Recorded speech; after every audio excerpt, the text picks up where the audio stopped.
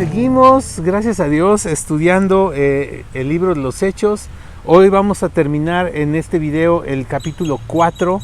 Es muy interesante seguir estudiando algo que a lo mejor, si usted lo va repasando, le puede parecer repetitivo, pero creo que de eso se trata. ¿A qué me refiero? En el último devocional hablaba yo sobre cómo el carácter de los creyentes y esta conducta de estar unánimes se repetía y se repetía y se repetía. Bueno, aquí hay otra idea que también se repite a partir del versículo 32 de Hechos 4. Dice así: todos los creyentes eran de un solo sentir y pensar. Nadie consideraba suya ninguna de sus posesiones, sino que las compartían. Los apóstoles, a su vez, con gran poder, seguían dando testimonio de la resurrección del Señor Jesús.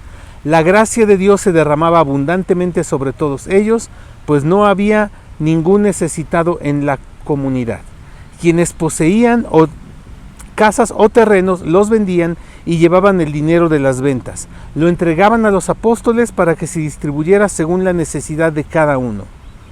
Y bueno, en esta parte vemos otras de las constantes o de los comportamientos que podemos ver que en Hechos se menciona una y otra vez, y tiene que ver con esta unanimidad, no solo de ánimo, sino con el sentir y pensar. Dice que los creyentes eran de un solo sentir y un solo pensar.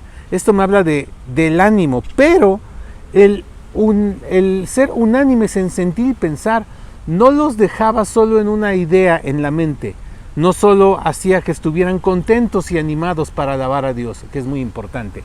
No, les llevaba a algo que incluso podían desprenderse de sus bienes. Y quiero que podamos enfocar muy bien esto. ¿Será que a la iglesia se unieron puros pobres y solo los pobres estaban ahí y por eso tenían que repartir los bienes entre ellos? Sin duda había personas con necesidad que llegaron con necesidad siendo creyentes. Pero también tomemos en cuenta un factor.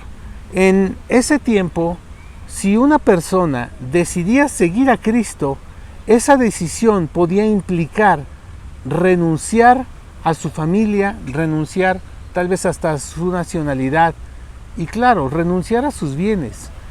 El concepto de los bienes estaba muy ligado en cierta edad de las personas y en ciertas situaciones a su relación familiar. Los bienes eran más bienes de la familia antes de que fueran bienes del individuo, porque era la manera en la que se manejaba este tipo de situaciones. Entonces, el hecho de que algún creyente alguna persona simplemente dijera, ahora yo creo en Jesús, era sinónimo de dejarlo todo. Por lo tanto, sí había una gran necesidad de repartir o de considerarse entre todos para poderse ayudar y poderse bendecir de esta manera. Ahora, aquí vemos también cómo seguían ocurriendo de parte de los apóstoles, que eran los que inicialmente eran los únicos que predicaban, seguía ocurriendo un gran poder en el anuncio de la resurrección de Cristo. Y si me permiten, hay algo muy importante, que es algo que se repite y se repite en la iglesia primitiva. ¿Qué es eso? Se repite mucho el que ellos anunciaban y mencionaban una y otra vez lo que había ocurrido con Jesús. Todo mundo lo sabía de alguna manera, pero nadie tenía un video, no había tal vez inicialmente documentos escritos que lo registraran, hasta años después con los evangelios escritos.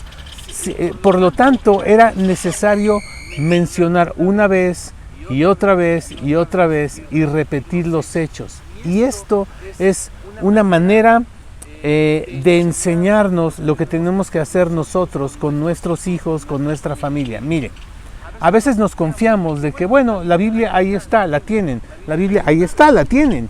Pueden leer las historias, pueden ver videos con las historias. Hoy hay muchos recursos digitales para seguir aprendiendo de la Biblia. Y a veces descansamos en esto, en que, bueno, ahí está.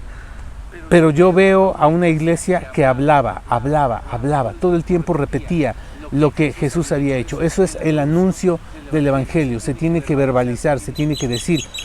No podemos No podemos descansar solamente en que habrá alguien en la iglesia que se los enseñe. Hay videos muy buenos que instruyen sobre la Biblia. No descansemos solo en eso. Nosotros tenemos que hablarlo, tenemos que repetirlo. Tenemos que anunciar y tenemos que exaltar el nombre de Dios. Y mire, si nosotros no lo hacemos, hay aves que lo hacen, el sonido de las aguas, aun si fuera necesario las piedras hablarían. Pero que mientras usted y yo tengamos vida, no sea necesario que las piedras hablen, porque nosotros anunciaremos el nombre de Dios. Vamos a orar. Señor, te damos gracias porque has puesto en nuestros labios, en nuestra boca, la capacidad, la autoridad para anunciar tu palabra. Yo te pido, Señor, que seamos así diligentes para anunciarlo con nuestros actos, siendo generosos unos con otros, pero también, Señor, anunciarlo con nuestra boca, mencionando que tú fuiste a la cruz, que fue por amor, que fue por nuestros pecados, y que tú, Señor, resucitaste y estás vivo. En el nombre de Jesús, amén. Dios le bendiga.